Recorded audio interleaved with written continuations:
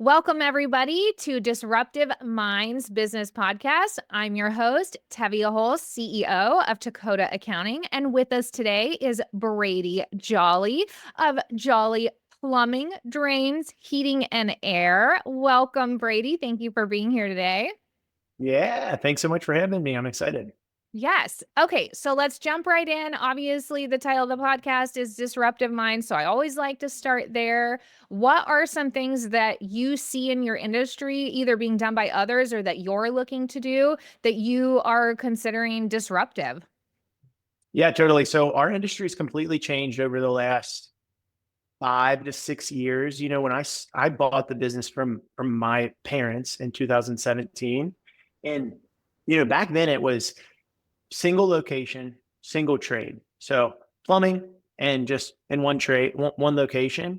And we've seen over the last like 7 years, more specifically 4 or 5 years, it's went from single location multi-trade to now a whole lot of multi-trade. So plumbing, heating, and air, electrical, and multi-location.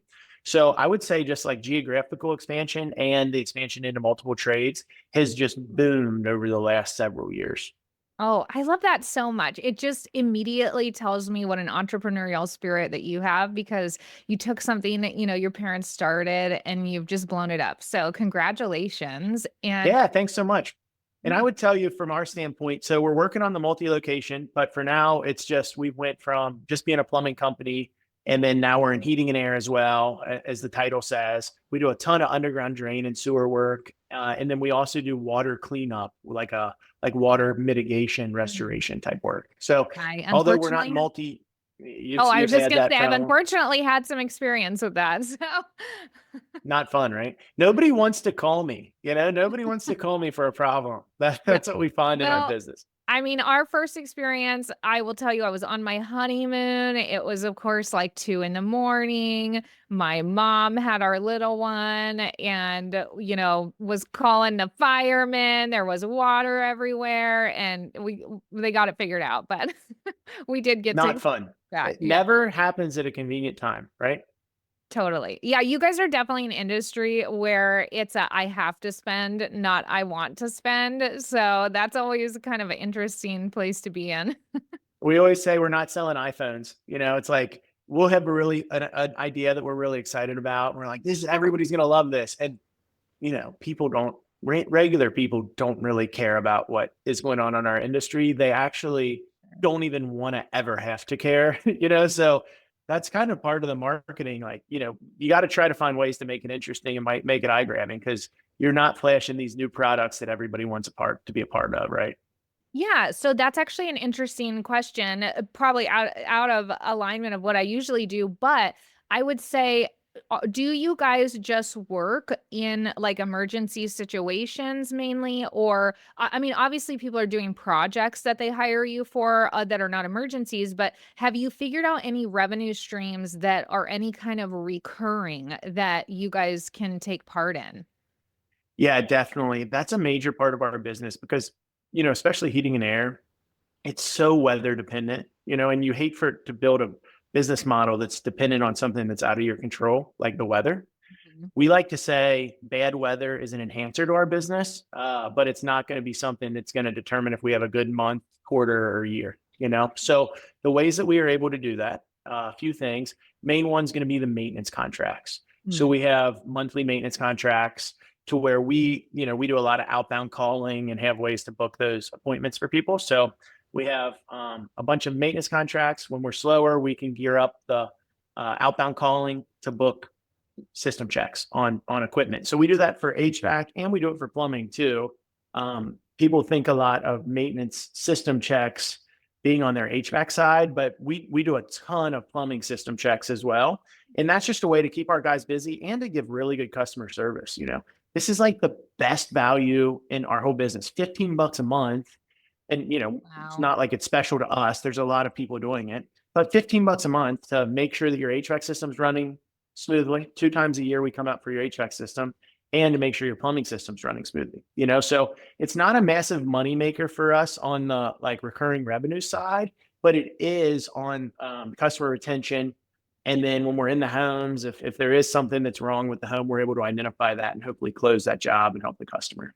Oh man. All right. Well, more locations. I need you in my area. 15 bucks a month. I'm all over it. All right.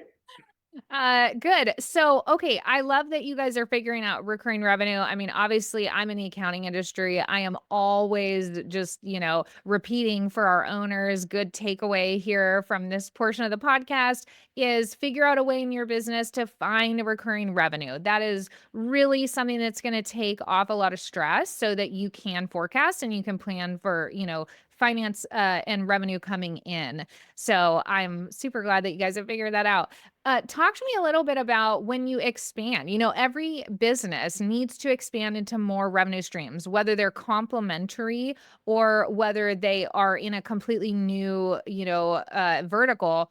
You guys adding trades, you might think, well, that's just another trade, but it's a completely different skill set. It's a completely different knowledge base. So, do you have the knowledge base in the ones that you added, or how did you go about selecting the ones you were going to do and then identifying, your staff that has the knowledge that you need for them to serve your customer?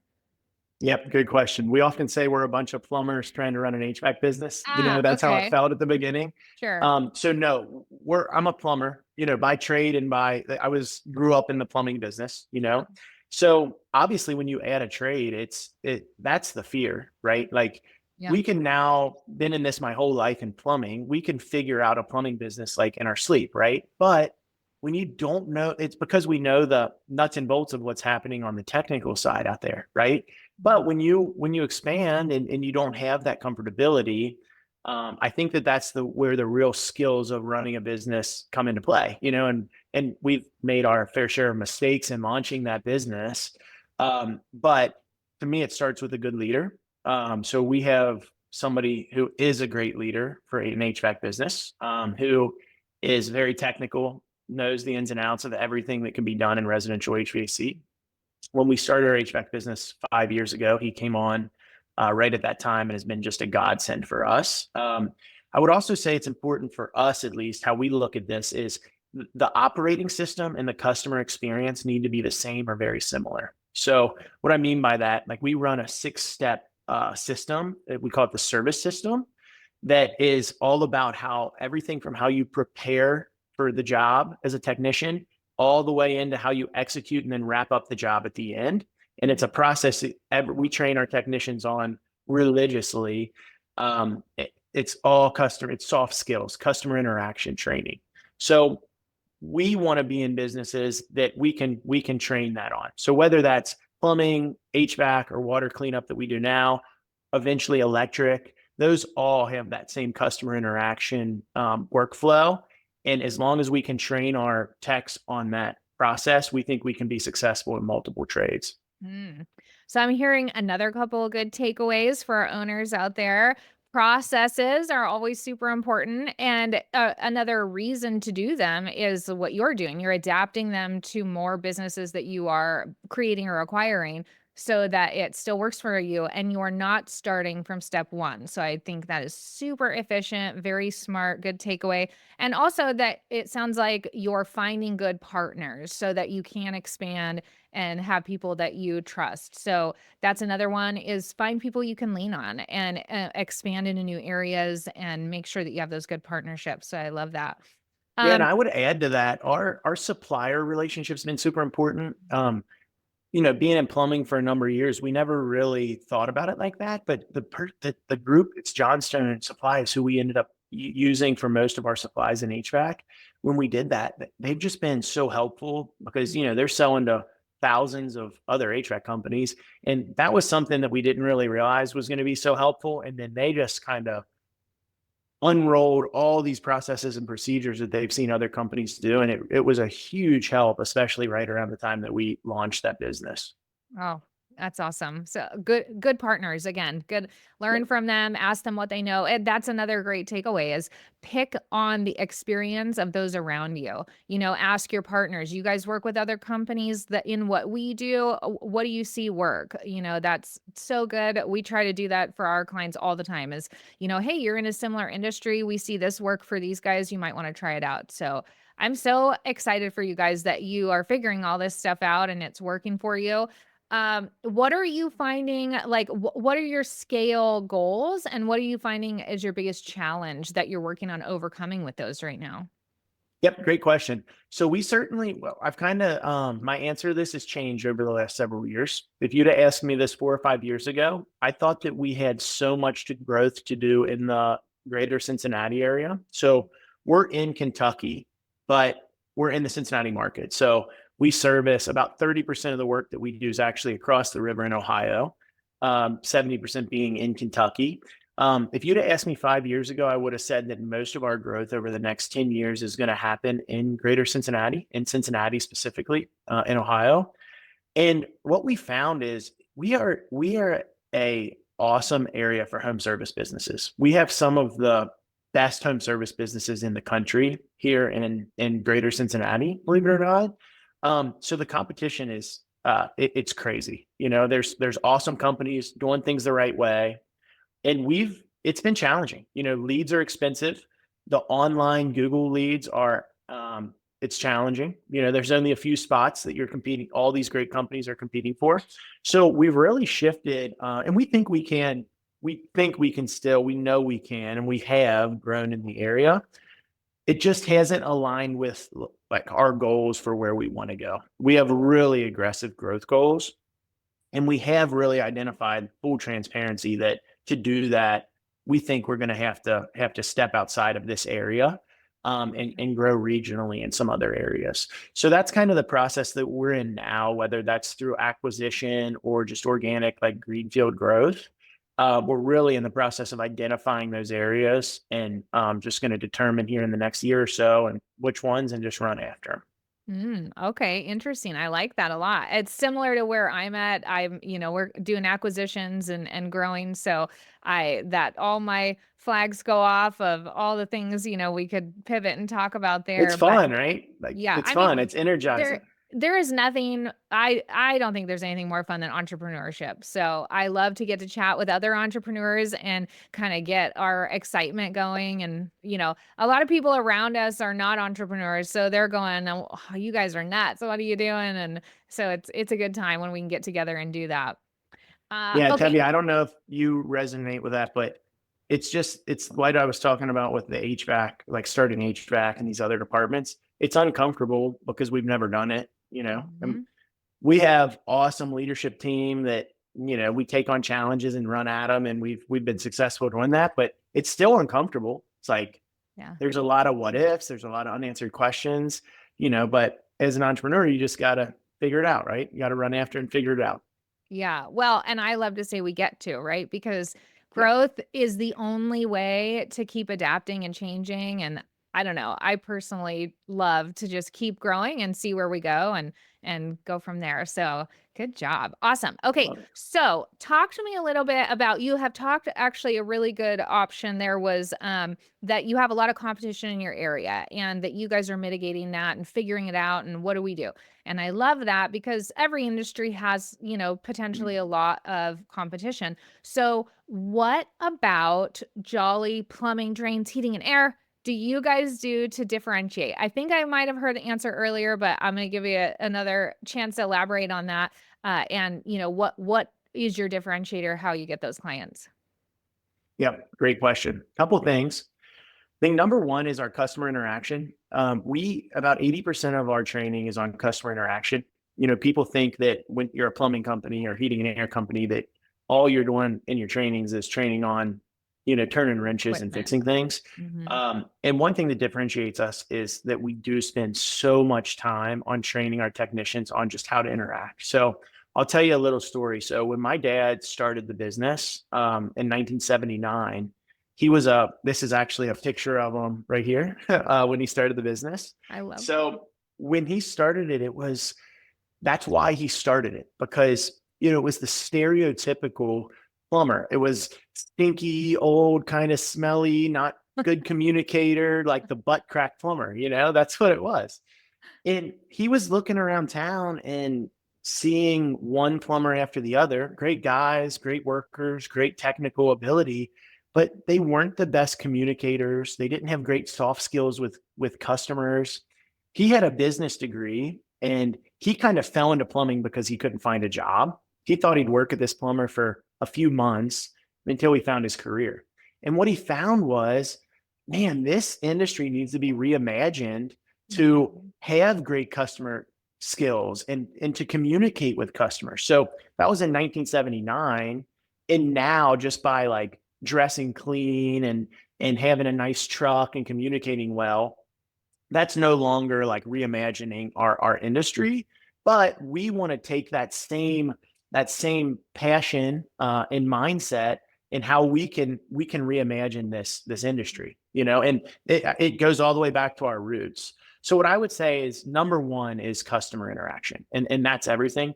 And then the second way is I would say culture. So if you go through culture of our employees, I would say, so if you go to 20 different home service company owners and say, what's your number one problem? I'm going to guarantee you that you hear over and over again, 80% of them are going to say, I can't find the people.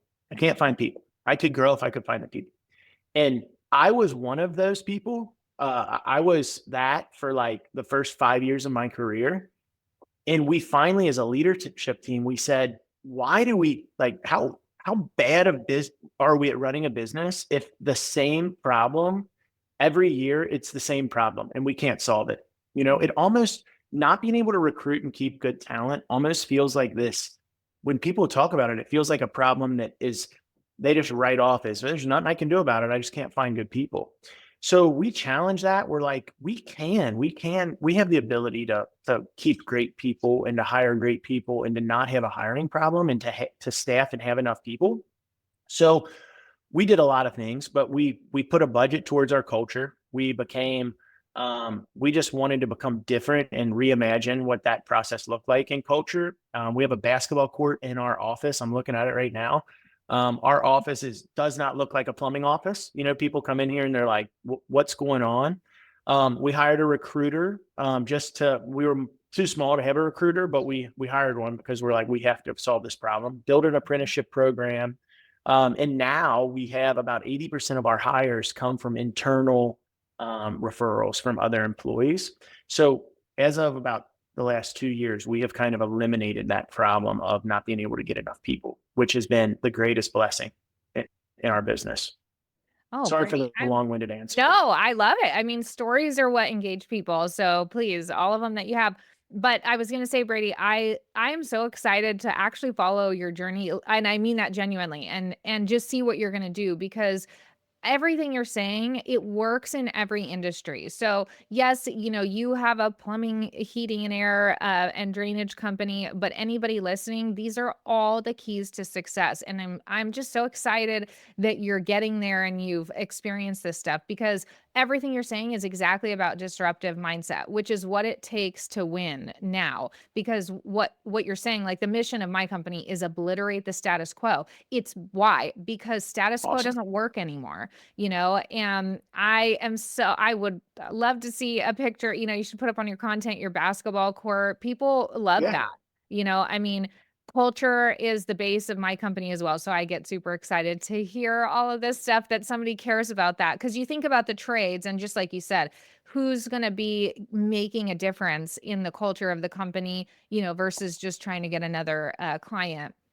And And so, that culture word, it's thrown around a lot. And I don't even mhm, I wish there was another way to put it, but we talk a lot about like employee happiness. But I used to think culture was something that you could just like buy, like, all right, let's just buy some snacks and put them out there, or like, let's have a couple good company parties.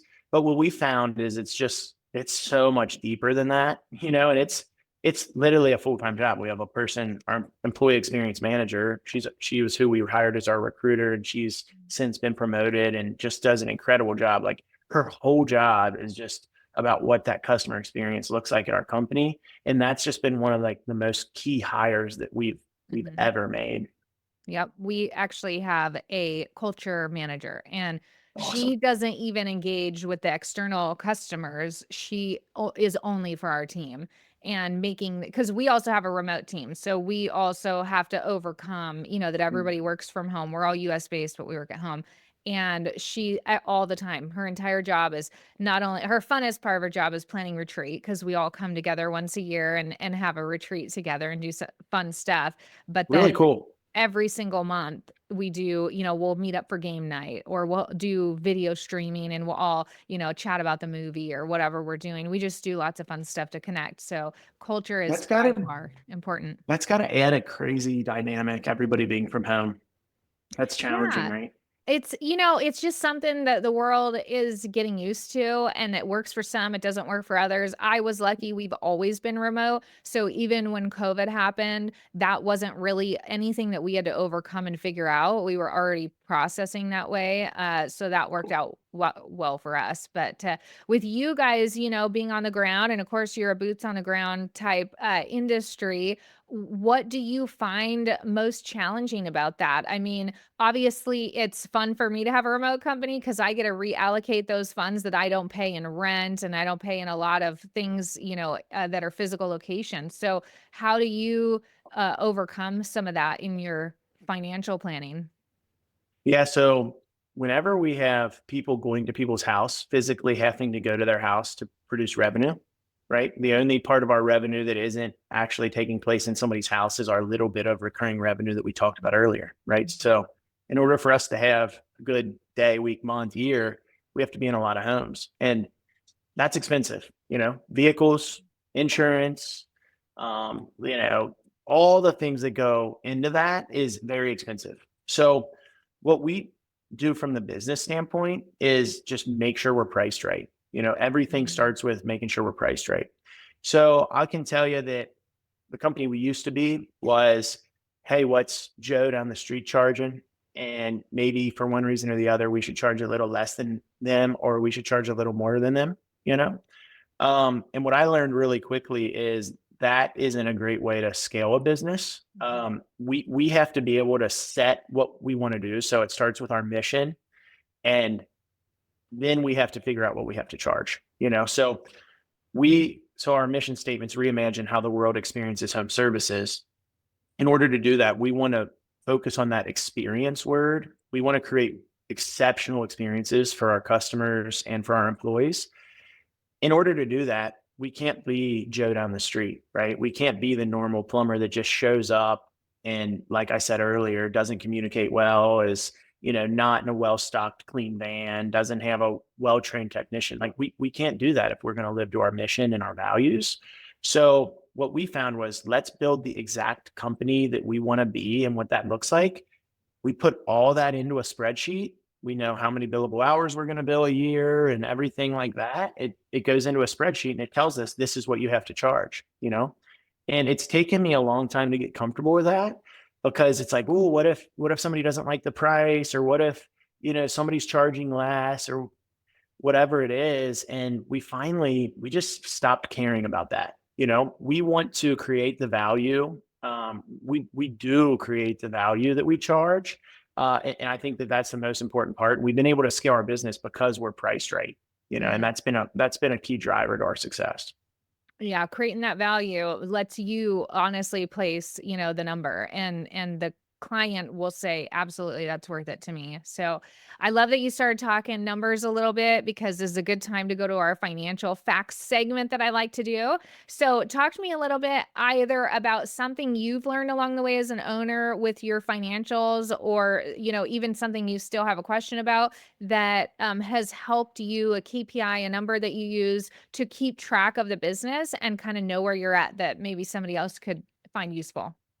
Yeah, I would say a KPI for us, and this is probably home service specific. You could tell me maybe it isn't.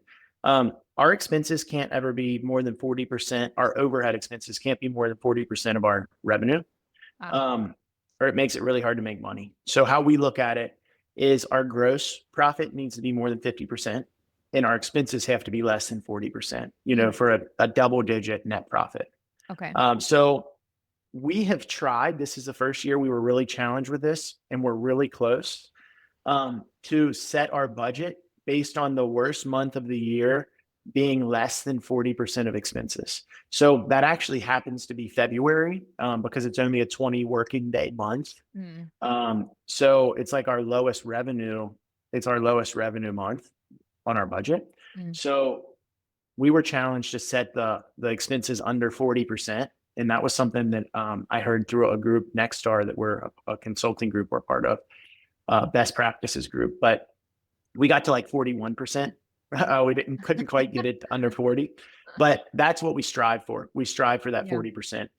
The other thing is we look at our big five, and I'm kind of putting myself on the spot here to rattle off our big five, but it's material, labor, advertising, admin expense, and vehicles Okay. is the big five. And we need to keep those under like 70%. In order to be profitable. So those are two of the main KPIs on the financial statement that we look at every month. Okay. Well, and so a couple takeaways for our listeners would be no, that is not industry specific. Every business and every industry needs to do exactly what you've done, which is no matter what your inputs and outputs are, you must identify what does our gross profit need to be, which is after our revenue, after our cost of goods. What is our gross profit?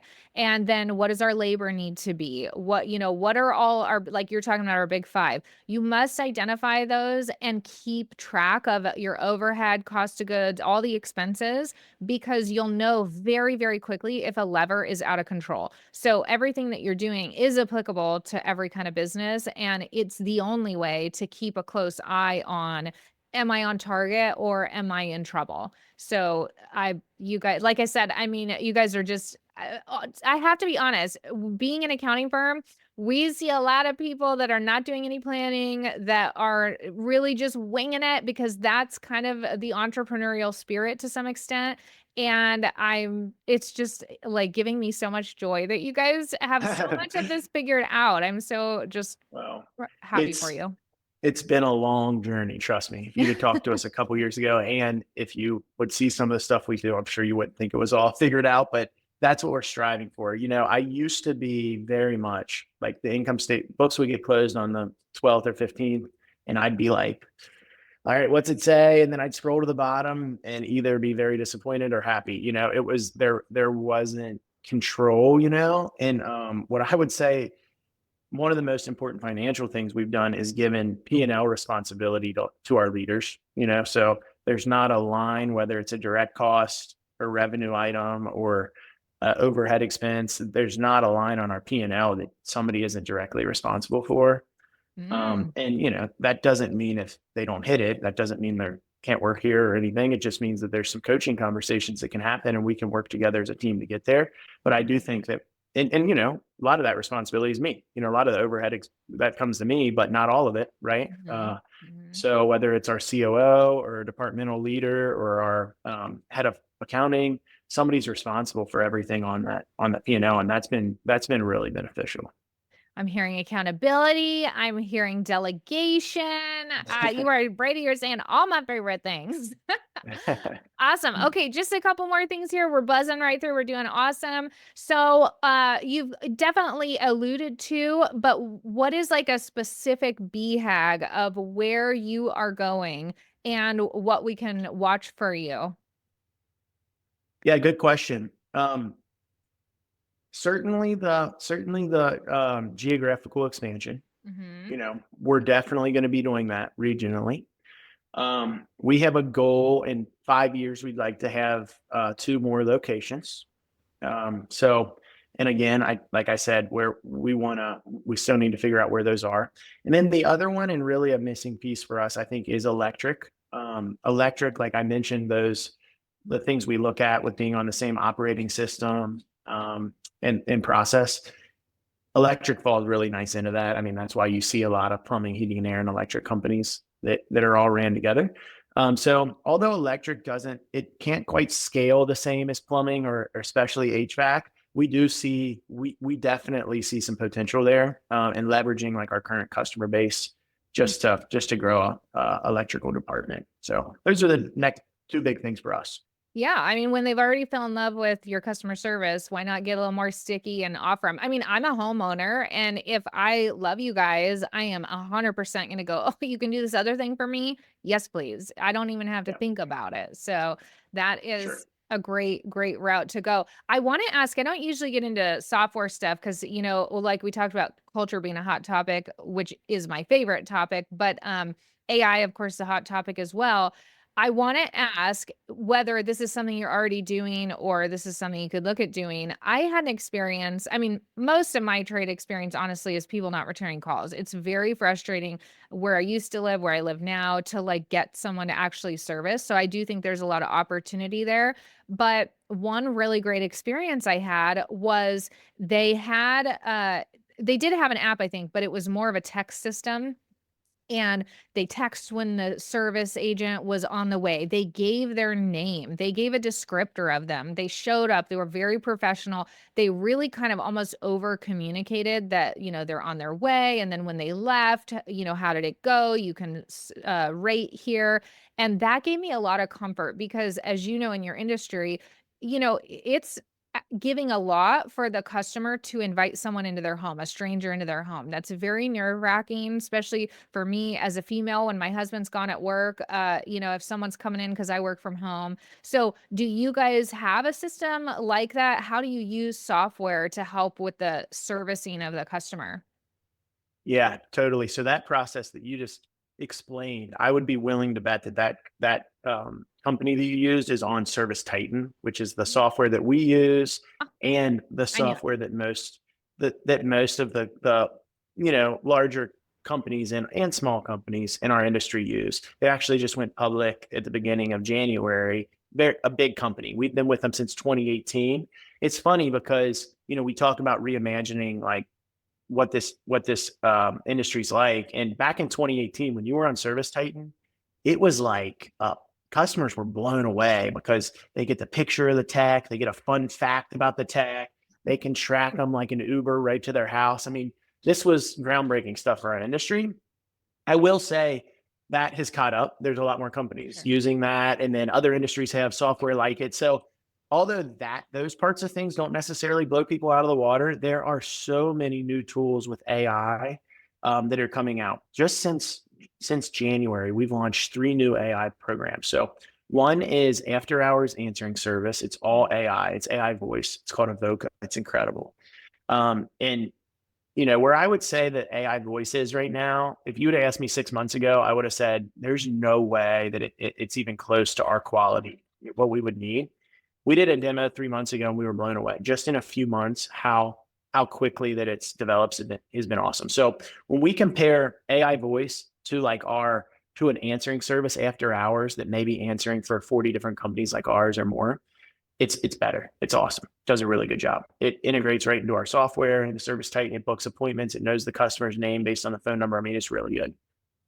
The second one is texting ISR. It's called Chirp is the one we use. So outbound texting campaigns. So unclosed jobs, unclosed estimates. It's following up with customers to try to close some of those opportunities.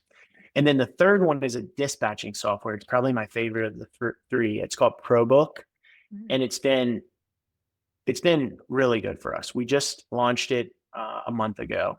But if you picture, say on any given day, we do 60 or 70 jobs. Even the best dispatcher in the world cannot maximize that schedule for profitability and revenue perfectly, right? There's 60 combinations with 30 or some different techs. Very challenging, right? To identify the exact perfect situation to make the company the most revenue or profit. And that's what this software does through AI. It's really fascinating how they're able to do it. So those are other than Service Titan, the 3 main softwares that I would say I'm excited about. Sounds like a lot of opportunity to get close to that under 40% operating expense. You're Trading, right. highly efficient softwares and AI for, employment. And that's just some of where this is going. So, Yep. And we don't want to be the company that onboards AI and then axes a bunch of employees. But I will say, like this is what happened with dispatch. One of our dispatchers got promoted to another position, to a manager role. And we didn't hire to replace that. We replaced it with that AI. mhm. Same with our the call center. We internally didn't have to eliminate any CSRs, but we did eliminate our the third party call center that we were using at the time. So it's been a huge cost saving. And Yeah. I think it just seems the way it's trending that the cost of these AI products are just going to continue to go down, as Oh, more and more of yes. them come on the market. Yeah, competition will drive that down for sure. Awesome. Okay, well, this has been a fantastic conversation. Tons of takeaways for our listeners and our other business owners out there. If you're in the Kentucky, or greater Cincinnati area, definitely hit up Brady and Jolly Plumbing, drainage, heating, and air. And make sure that, you're looking for that high service. It is out there. And I hope this was helpful for our listeners. Brady, thank you so much for your time today. I have really enjoyed our conversation.